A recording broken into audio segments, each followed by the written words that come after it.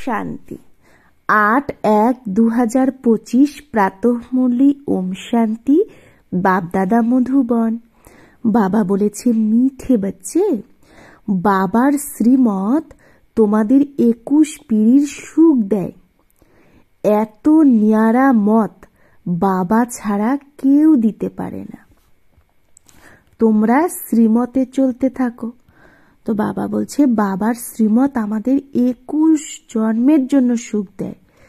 এইরকম মত বাবা ছাড়া আর কেউ দিতে পারে না। তাই বাবার শ্রীমতে চলতে থাকো। প্রশ্ন, নিজেকে রাজতিলক দেওয়ার সহজ পুরুষার্থ কি? উত্তর, 1. নিজেকে রাজতিলক দেওয়ার জন্য বাবার যে শিক্ষা পাচ্ছ সেই শিক্ষায় ভালোভাবে চলতে থাকো। এতে আশীর্বাদ বা কৃপার কোনো ব্যাপারই নেই। 2. ফলো ফাদার করো, অন্যকে দেখো না, মন মনা ভব। এতে নিজেকে নিজেই তিলক দাও। তো বাবা বলছে, ফলো ফাদার করে মনমনা ভব করো, তাহলে নিজেই নিজে তিলক পাবে। পড়া আর ইয়াদের যাত্রার দ্বারাই তোমরা বেগার টু প্রিন্স হবে। পড়া আর ইয়াদের যাত্রার দ্বারাই আমরা কি হব? বেগার টু প্রিন্স হব। গীত ওম নমঃ শিবায়। ওম শান্তি। যখন বাবা আর দাদা ওম শান্তি বলে তো 2 বারও বলতে পারে, কারণ দুজনেই তো একজনের মধ্যে আছে। দুটো আত্মাই তো এক ব্রহ্মা বাবার মধ্যে আছে। একজন অব্যক্ত আর একজন হলো ব্যক্ত। দুজনেই একসাথে আছে। একজন অব্যক্ত মানে হচ্ছে শিব বাবা, আর ব্রহ্মা বাবা ব্যক্ত মানে শরীর আছে। তো দুজনের একসাথে আওয়াজও হয়, আবার আলাদা আলাদাও হতে পারে। এটা একটা ওয়ান্ডার না, অবাক করা কাণ্ড। দুনিয়ায় এটা কেউ জানে না যে পরমপিতা পরমাত্মা ব্রহ্মার শরীরে বসে জ্ঞান শোনায়। ইয়ে কাহা ভি লিখা হুয়া নেই হে, এটা কোথাও লেখা নেই। বাবা কল্প আগেও বলেছিল, এখনো বলছে যে আমি এই সাধারণ তনে অনেক জন্মের অন্তে এর মধ্যে প্রবেশ করি, এই তনের আধার নেই। গীতায় কিছু না কিছু এইরকম ভার্সন আছে যেটা অল্প রিয়ালও আছে, মানে অল্প সত্যি আছে। এই রিয়াল অক্ষর হলো আমি অনেক জন্মের অন্তে প্রবেশ করি, যখন এই ব্রহ্মা বানপ্রস্থ অবস্থায় থাকে। এর জন্য এটা বলা ঠিক আছে। প্রথমে সত্যযুগের জন্ম এই ব্রহ্মা বাবারই হয়, মানে কৃষ্ণ রূপে।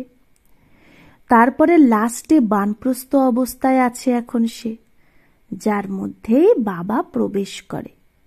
তো এর জন্যই বলা হয় যে এ নিজেও জানতো না যে আমি কতবার পুনর্জন্ম নিয়েছি। ব্রহ্মা বাবাও তো জানতো না যতক্ষণ শিব বাবা বলেনি। শাস্ত্রে 84 লাখ পুনর্জন্ম লিখে দিয়েছে। এগুলো সব হলো ভক্তি মার্গ। একে বলা হয় ভক্তি কাল্ট। জ্ঞান কাণ্ড আলাদা আর ভক্তি কাণ্ড আলাদা।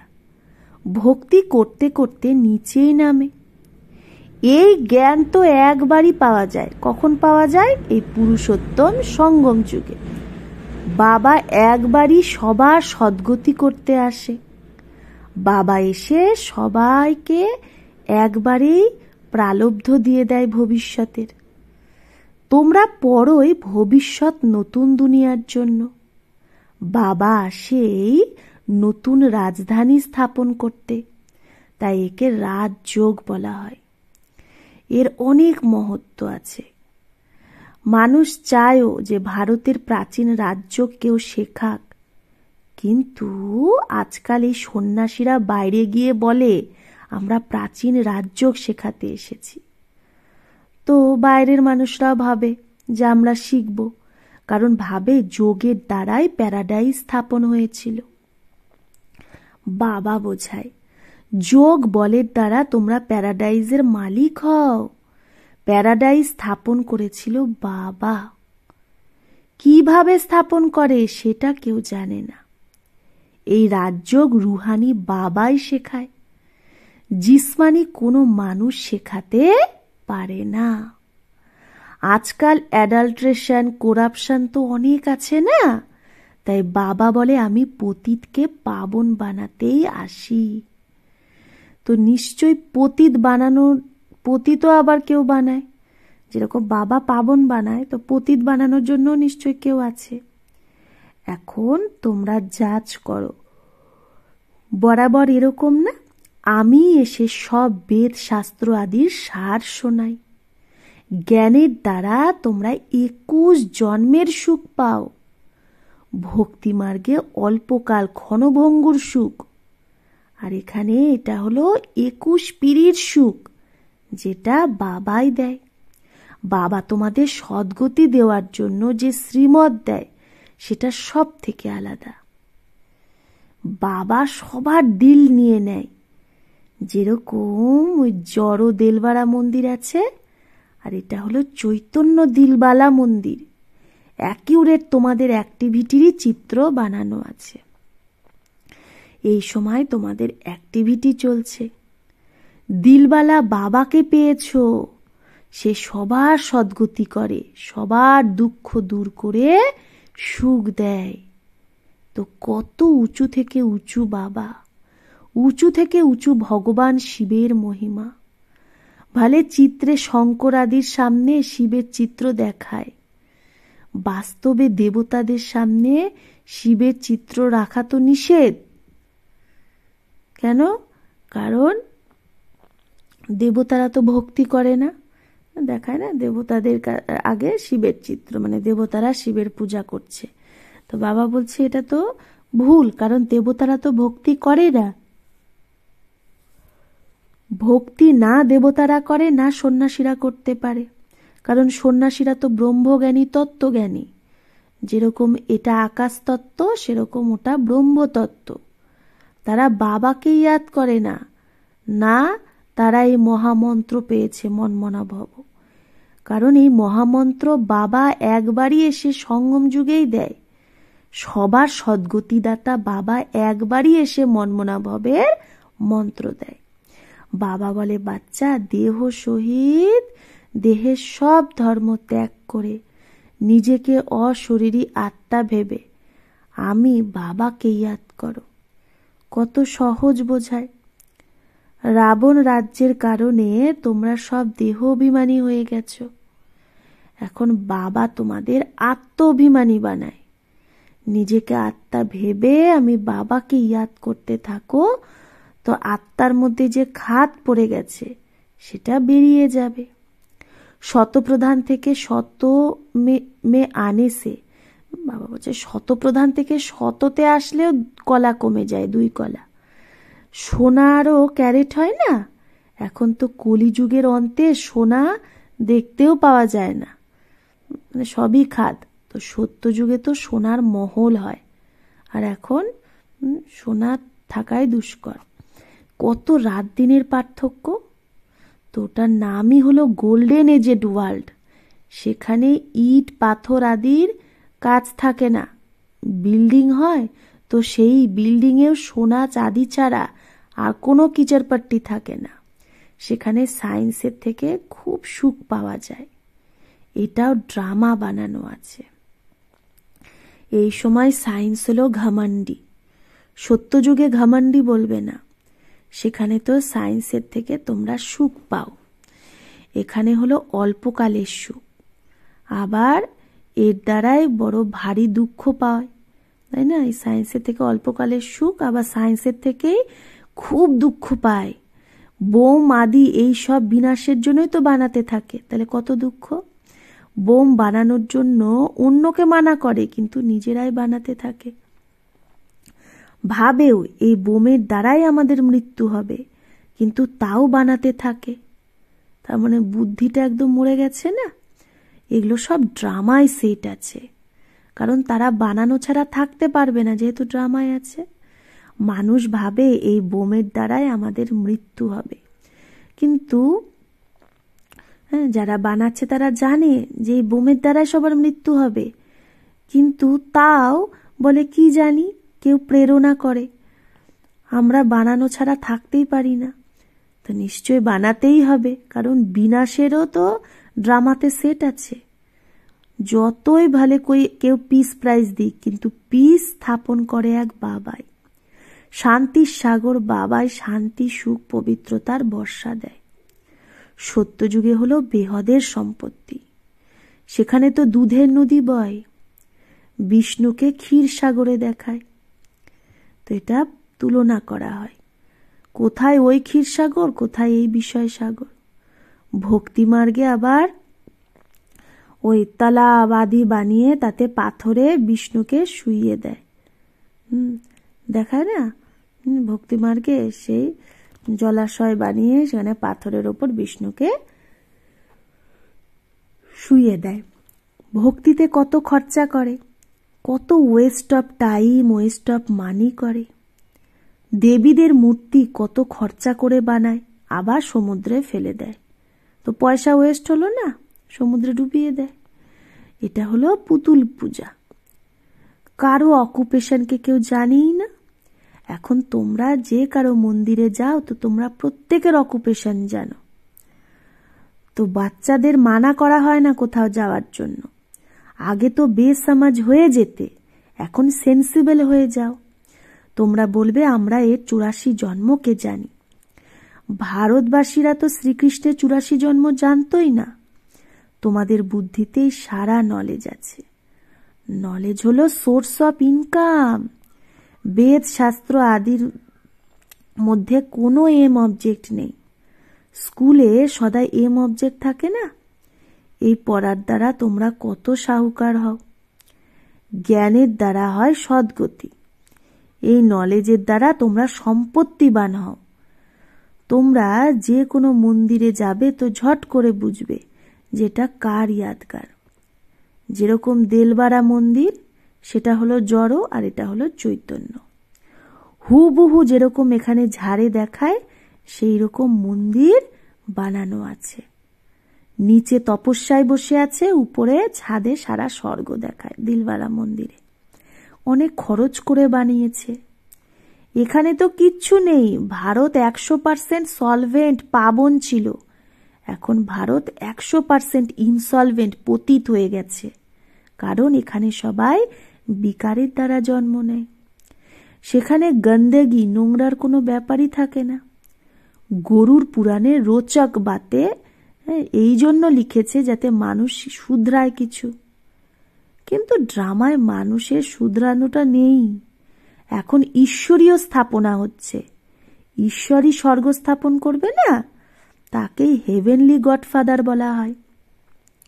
বাবা বোঝায় সে লস্কর যে লড়ে, वो सब कुछ करते हैं রাজা রানী কে লিয়ে। হ্যাঁ, লস্কর আদি সৈন্যরা লড়াই করে রাজা আদি রানীর জন্য। এখানে তোমরা মায়ার উপর জিত পাচ্ছ নিজের জন্য। যত করবে তত পাবে। তোমরা প্রত্যেকে নিজের তন মন ধন ভারতকে স্বর্গ বানানোর জন্য খরচা করছো। যত করবে তত উঁচু পদ পাবে। এখানে থাকার তো কিচ্ছু নেই। এখন গায়ন আছে এখনকার জন্যই। ইনকি দাবি रहेगी ধুল মে, কারো ধুলায় দেবে থাকবে, কারো রাজা, কারো চোর লুট করবে, কারো সরকার খেয়ে নেবে। এখন বাবা এসেছে তোমাদের রাজ্য ভাগ্য দিতে। বলে এখন তন মন ধন সবকিছু এতে লাগিয়ে দাও। ব্রহ্মা সবকিছু ন্যায়ছাবার করে দিয়েছিল না, তাকে বলা হয় মহাদানী। ব্রহ্মাকে বিনাশী ধনের দান করলে, যেরকম মানুষ বিনাশী ধনের দান করে, তো অবিনাশী ধনেরও দান করতে হবে। যে যত দান করবে, অবিনাশী ধন মানে জ্ঞান ধনেরও দান করো। তা বাবা বলছে তন মন ধন জ্ঞান সব দান করো। নামি গ্রামী দানী হয় তো বলে অমুকে বড় ফিলান্থ্রাপিস্ট ছিল, মানে মহাদানী। নাম তো হয় না, তো তারা তো ইনডাইরেক্ট ঈশ্বরের অর্থে দান করে। আর কিন্তু রাজাই তো স্থাপন হয় না। এখন তো রাজাই স্থাপন হচ্ছে, তাই কমপ্লিট ফিলন্থ্রপিস্ট হতে হবে, মানে কমপ্লিট মহাদানী। ভক্তিমার্গে গায়ও যে আমি বলিহার হয়ে যাব। এতে খরচা কিচ্ছু নেই। গভর্নমেন্টের কত খরচা হয়, এখানে তোমরা যা কিছু করো নিজের জন্য। তারপরে চাহে 8 মালায় আসো, চাহে 108, চাহে 16,108, পাস উইথ অনার হতে হবে। এই রকম যোগ কামাও যে কর্মাতীত অবস্থাকে যেন পেয়ে যাও, তাহলে কোনো সাজা খেতে হবে না। তোমরা সবাই হলে ওয়ারিয়ার্স, মানে সেনা। তোমাদের লড়াই রাবণের সাথে, কোনো মানুষের সাথে না। ফেল হওয়ার জন্য 2 কলা কম হয়ে যায়। ফেল হলে ত্রেতায় চলে যাবে।